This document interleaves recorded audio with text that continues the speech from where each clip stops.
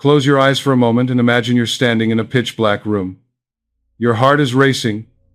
You hear breathing, but you can't tell if it's yours or something else's.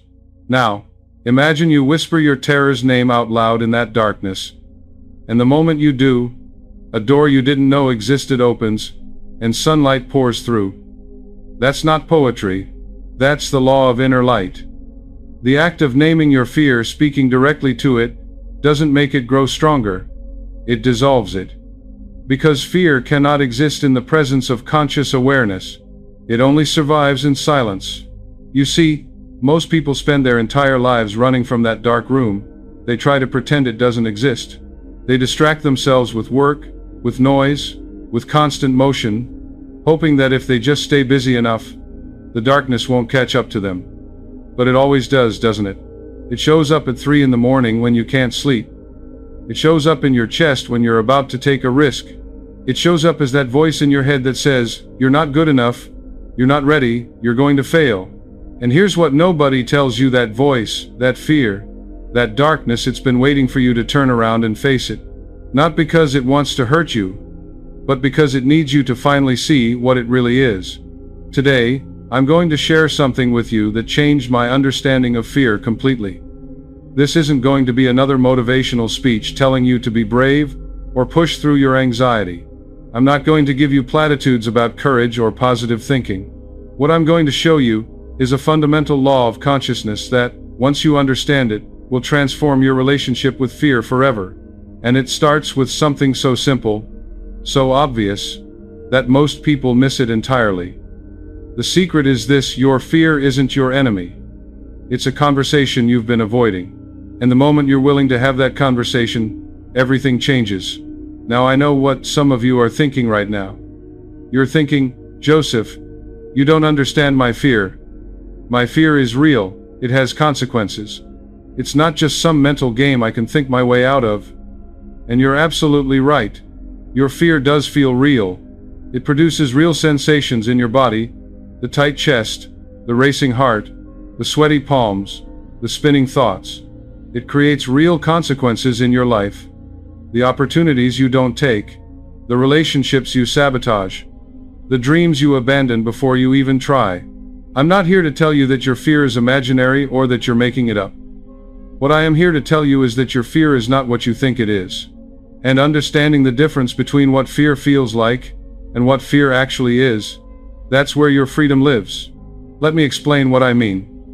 See, most of us have been taught to think about fear as a thing, as an object, an entity, a force that exists outside of us and attacks us. We say things like "fear gripped me," or "fear took over," or "I was paralyzed by fear," as if fear is something separate from us, something with its own power and agency. But that's not how it works.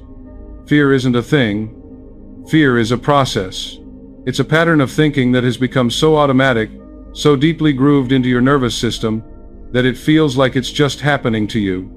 But it's not happening to you. It's happening through you. And that distinction is everything. Think about it this way. When you're afraid, what's actually happening? You're having a conversation with yourself. You're telling yourself a story about what might happen, what could go wrong, what you might lose. And that story triggers a physical response in your body because your subconscious mind doesn't know the difference between something that's really happening right now and something you're vividly imagining. Your nervous system responds to the story you're telling it. So if you're telling yourself a story about disaster, danger, and doom, your body prepares for disaster, danger, and doom. Your heart rate increases. Your muscles tense. Your breathing becomes shallow. Stress hormones flood your system, and all of that feels very, very real. But here's the key. It's a response to a story, not to reality. To the story you're telling about reality. Now, this is where most people get stuck. Because once that story gets going, and once that physical response kicks in, it creates a feedback loop. The fear thoughts make your body feel afraid. The physical sensations of fear make the thoughts seem more believable. The believable thoughts intensify the physical sensations, and around you go, spiraling deeper into anxiety, into panic, into paralysis. And the whole time you're convinced that this is just how things are. This is just who you are. You're an anxious person. You're a fearful person. This is your burden to carry. But what if I told you that you could interrupt that loop? What if I told you that there's a way to step outside of that cycle completely, not by fighting it, not by forcing yourself to be brave, but by doing something so counterintuitive, so unexpected, that it short-circuits the entire mechanism? What if I told you that the way out isn't through suppression or distraction or willpower, it's through dialogue? This is what I've discovered in my years of studying the mind and working with people who are struggling with fear, anxiety, and self-doubt. The moment you're willing to speak directly to your fear, not about it, not around it, but to it, something profound happens. You activate what I call the law of inner light. And this law states that whatever you bring into conscious awareness loses its power to control you unconsciously. Fear can only terrorize you when it operates in the shadows, when it runs on autopilot, when you're not paying attention to it. But the moment you shine the light of your conscious attention directly onto it, the moment you name it and address it and engage with it, as if it's something you can observe rather than something you are in that moment, you reclaim your power. Now, I want to be very clear about what I mean by speaking to your fear. I'm not talking about positive affirmations. I'm not talking about repeating mantras, or trying to convince yourself that everything's fine when it's not. I'm talking about genuine dialogue. I'm talking about treating your fear as if it's a voice in a conversation that you're willing to listen to, not because the fear is right, not because you're going to obey it, but because as long as that voice is unheard, as long as it's operating in the background without your conscious acknowledgement, it will continue to run your life. Think about how this works in human relationships. If someone in your life is upset with you but they won't tell you why, what happens? The tension builds. You sense something's wrong. You start guessing, assuming, filling in the blanks with your own worst-case scenarios. And the longer that person stays silent, the more power that silence has over you. But the moment they finally speak up and tell you what's bothering them, even if it's difficult to hear, at least you know, at least it's out in the open, at least you can deal with it. The same principle applies to your inner life. The fears that you refuse to acknowledge, the anxieties you try to push away, the doubts you pretend aren't there, those are the ones that have the most power over you, because they're operating in secret, they're pulling strings in the background. And you can't negotiate with something you won't acknowledge exists. So, the first step in applying the law of inner light is simply this: stop pretending your fear isn't there. Stop trying to be strong by ignoring it. Stop thinking that if you just don't think about it, it will go away. It won't. It will fester. It will grow. It will find 1,000 different ways to sabotage you from the shadows. But if you're willing to turn toward it, if you're willing to say out loud, "I see you, I know you're here, and I'm willing to listen," that simple act of acknowledgement begins to shift the entire dynamic. Now let me tell you a story that illustrates this principle in action. There was a man I knew, and for the sake of this story, let's call him David. David was drowning. Not literally, but financially and emotionally. He had been a successful businessman. Someone who had built a thriving company from the ground up. Someone who had always been good with money, good with planning, good with seeing opportunities and seizing them. But then, a series of events happened that were beyond his control. A major client went bankrupt and couldn't pay him what they owed. A business partner made some decisions without consulting him that put the company in a terrible position. And then the economy shifted, and suddenly the market that had been so reliable just dried up. Within the span of about 18 months, David went from financial security to drowning in debt. And I don't mean a little bit of debt. I mean the kind of debt that keeps you awake at night, that makes you afraid to check your bank account, that makes you feel like the walls are closing in, and David was terrified. Every night, like clockwork, he would wake up at 3 in the morning with his heart pounding, his mind racing through worst-case scenarios. He would lie there in the dark, replaying all the mistakes he'd made, all the things he should have done differently, imagining himself losing his house, losing everything he'd worked for, becoming a cautionary tale. And during the day, he would put on a brave face. He would tell his wife everything was going to be fine. He would show up to meetings and pretend he had it all under control. But inside, he was falling apart. The fear was consuming him. It was affecting his sleep, his health, his ability to think clearly and make decisions. He was so paralyzed by anxiety that he couldn't even take the steps he needed to take to actually improve his situation. He was stuck. One night, after waking up in that familiar panic at 3 a.m., something different happened. Instead of lying there replaying his fears silently in his head, instead of trying to push the thoughts away or distract himself, David sat up in bed. And he did something he'd never done before. He spoke out loud. In the darkness of his bedroom, with his wife sleeping beside him, he whispered, "Fear, I know you're here. I feel you. And I'm listening. What are you trying to tell me?" Now, he told me later that he felt absolutely ridiculous doing this. He felt like he was losing his mind, talking to his fear as if it were a person in the room with him. But he was so desperate, so exhausted from running, that he was willing to try anything. So he sat there in the silence, waiting. And at first nothing happened. Just more silence. Just the sound of his own breathing. But then, slowly, something started to shift. He started to notice that the fear wasn't just saying, "You're going to lose everything." There was something underneath that. Something deeper. And as he sat there, genuinely listening, genuinely open to whatever needed to come up, he began to hear another voice.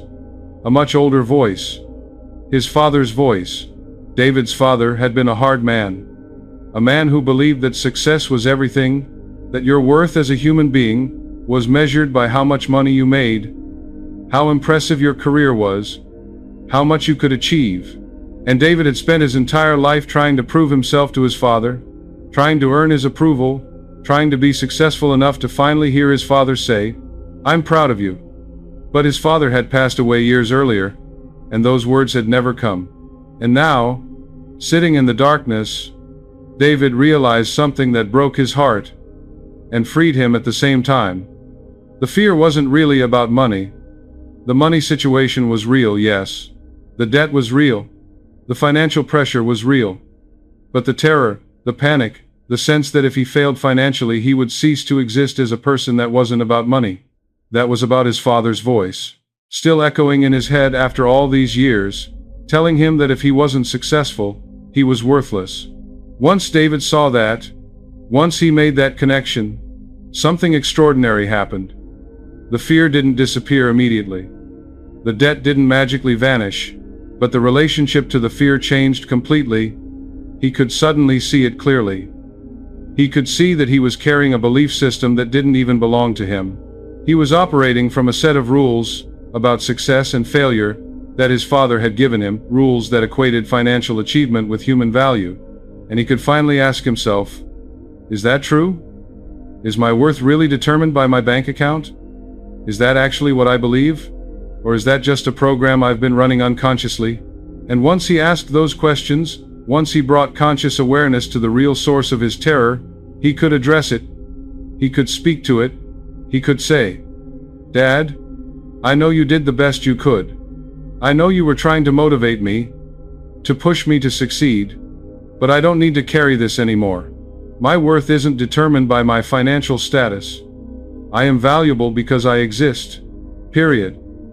And then he could turn his attention to the actual problem in front of him, the debt, the financial situation, without the paralyzing fear. He could think clearly, he could make decisions, he could take action. Within 6 months, David's financial situation had stabilized. Not because of magic, not because speaking to his fear suddenly made money appear, but because he was no longer paralyzed. He was no longer spending all his energy running from the fear or being consumed by it. He could focus that energy on actual problem solving. He renegotiated payment plans with creditors. He found new clients. He made some hard decisions about cutting expenses. And through all of it, the 3 a.m. panic attacks stopped. Not because his life became perfect, but because he had changed his relationship with fear. He had discovered that fear could be met, could be spoken to, could be understood. And that changed everything. Now, I tell you this story not because I want you to believe that all your fears are about your parents or your childhood. That's not the point. The point is this: your fear is always trying to tell you something. It's always pointing to something underneath the surface, something that needs to be seen, something that needs to be brought into the light. And as long as you treat fear as the enemy, as something to be fought or suppressed or overcome through sheer force of will, you miss the message. You stay stuck in the loop. But when you're willing to engage with it, when you're willing to say, "Okay, fear, I'm listening. What do you need me to know?" That's when transformation becomes possible. Let me give you another way to think about this. Imagine you're walking through a forest at dusk. The sun is setting, and the shadows are getting longer. You're walking along a path, and suddenly you see something out of the corner of your eye. A shape, a figure, something large and dark moving between the trees. Your heart starts to race. Your mind immediately goes to the worst possibility. It's a bear, it's a wolf, it's something dangerous. And so you start to move faster. You start to run. And as you run, you keep looking back over your shoulder, and every time you look, that shape is still there. It's following you. It's keeping pace with you. It's getting closer. And the more you run, the more terrified you become, until you're absolutely convinced that you're being hunted, that you're in mortal danger, that you need to escape or you're going to die. Finally, you're so exhausted you can't run anymore. You collapse on the ground, gasping for breath, your heart pounding so hard you think it might explode. And in that moment of complete surrender, in that moment when you've given up trying to escape, you do something you haven't done this entire time. You turn around, you look directly at the thing that's been chasing you, and you call out, "What do you want from me?" And there's silence. Nothing moves. Nothing responds. And slowly, very slowly, you reach into your pack, and you pull out a lantern. Your hands are shaking, but you manage to light it. And the moment you hold that lantern up, the moment light floods the space around you, you see the truth. There's no bear. There's no wolf. There's no monster at all. What you were seeing, what you were running from, was your own shadow.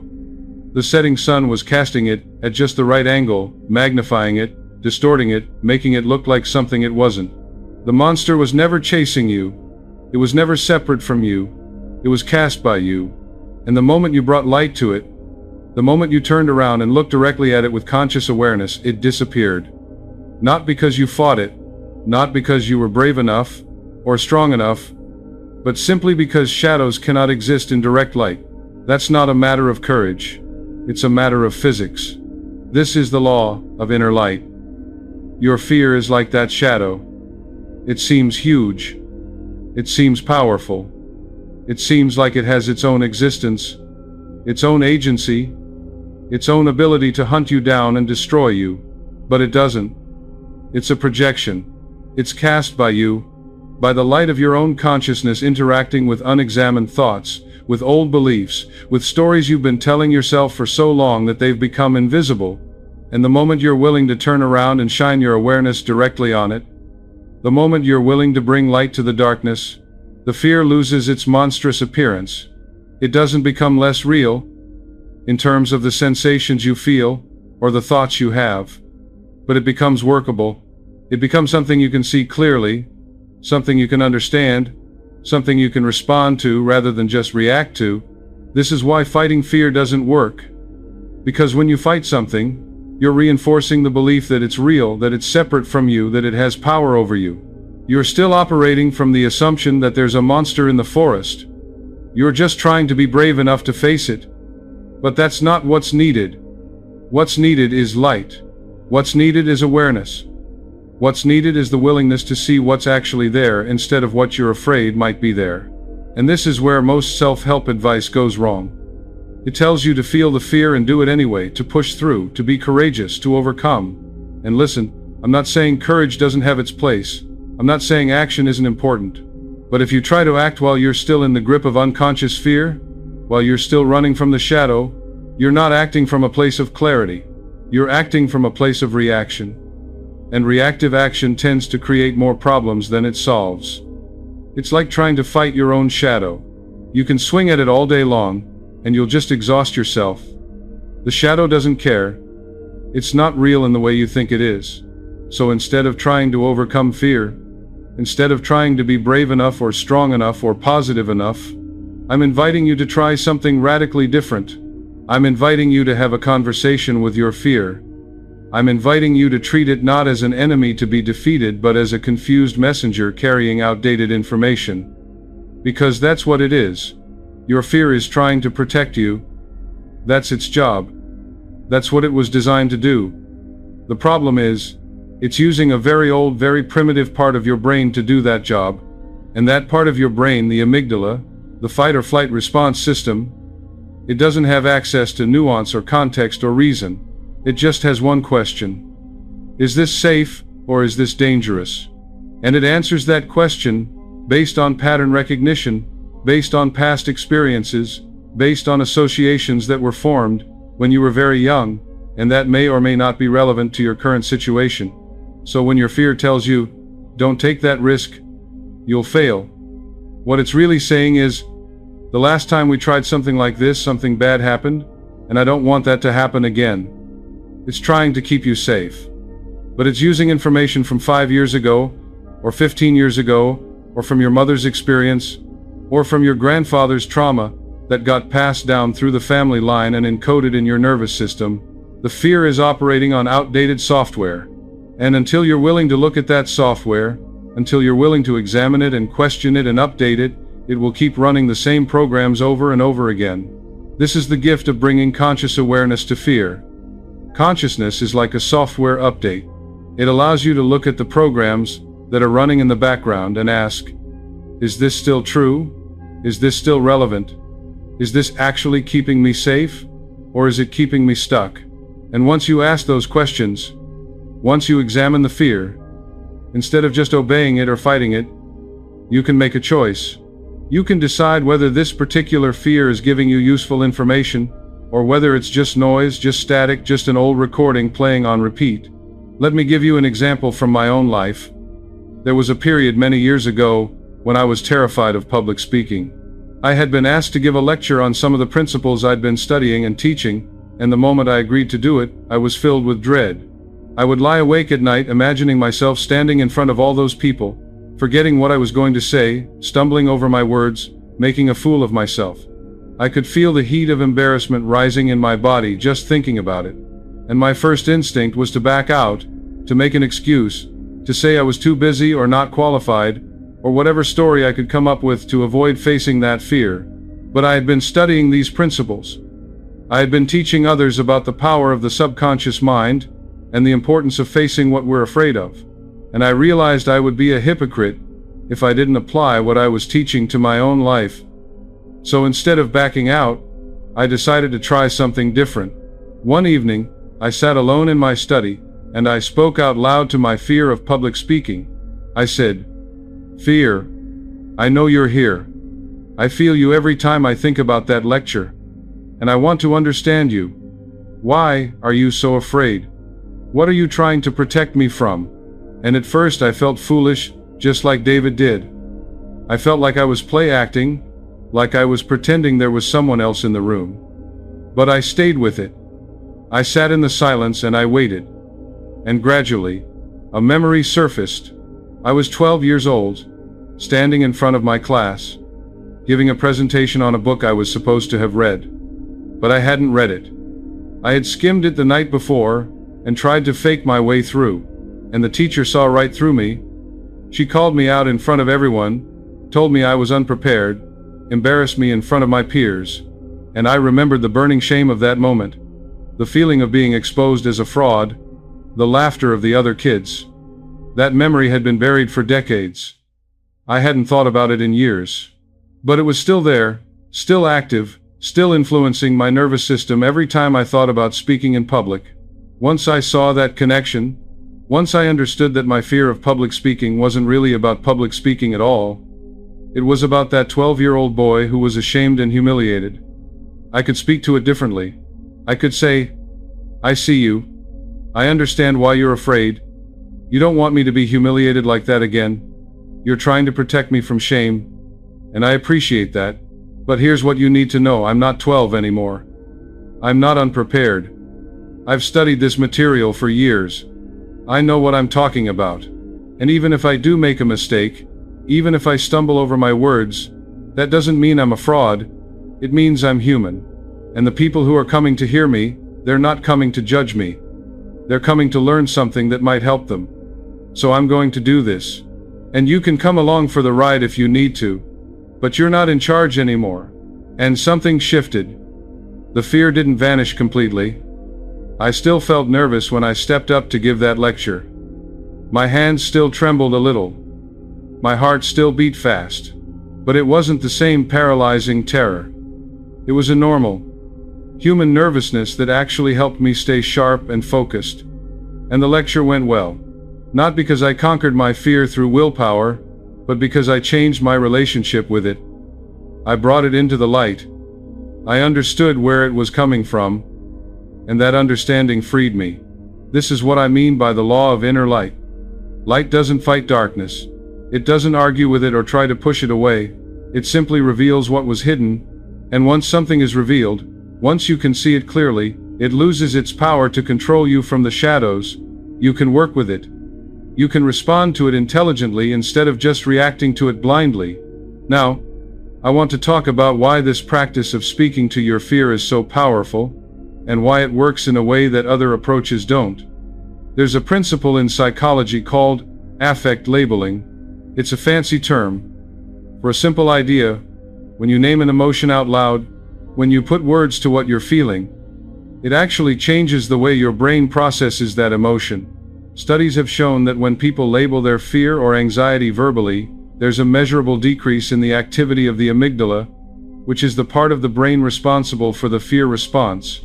At the same time, there's an increase in activity in the prefrontal cortex, which is the part of the brain responsible for rational thinking, decision-making, and emotional regulation. What this means in practical terms is that the simple act of saying, "I am afraid," or "This is anxiety I'm feeling," literally helps your brain shift from reactive mode to responsive mode. It's like flipping a switch. The emotional part of your brain calms down slightly, and the thinking part of your brain comes online more fully, and that's just from labeling the emotion in your head. When you speak it out loud, when you engage your voice, your breath, your body in the process, the effect is even stronger, because now you're not just thinking about the fear, you're externalizing it. You're making it an object that you can observe rather than a state that you're lost in.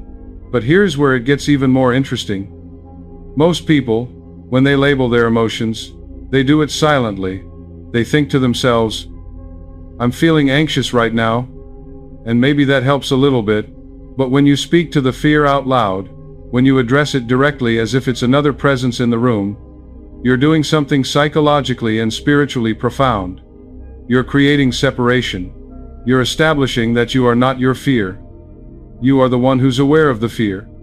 You are the one who can observe it, name it, question it.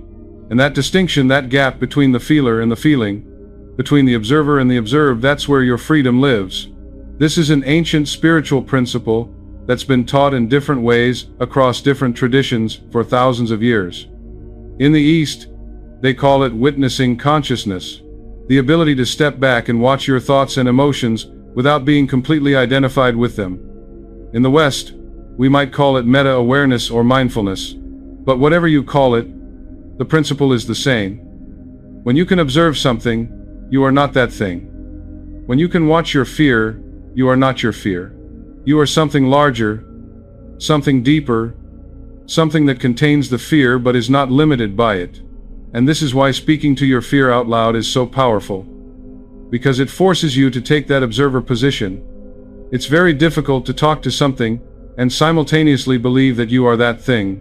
If you're having a conversation with your fear, then by definition, you are not the fear. You are the one doing the talking.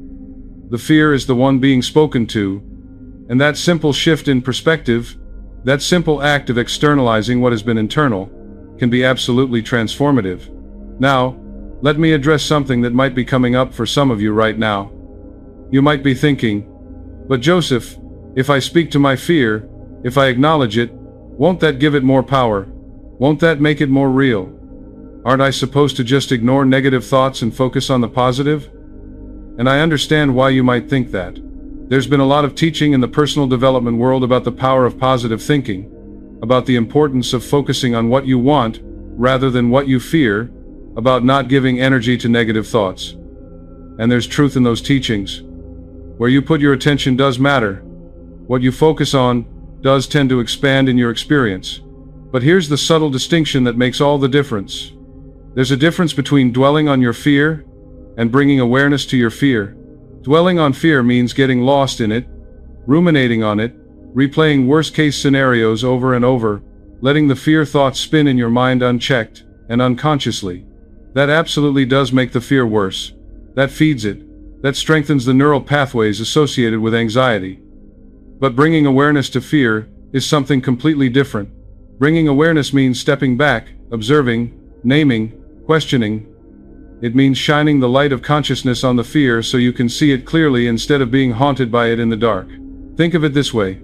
If you have a wound on your body, you have two choices. You can ignore it, cover it up, pretend it's not there, and hope it heals on its own.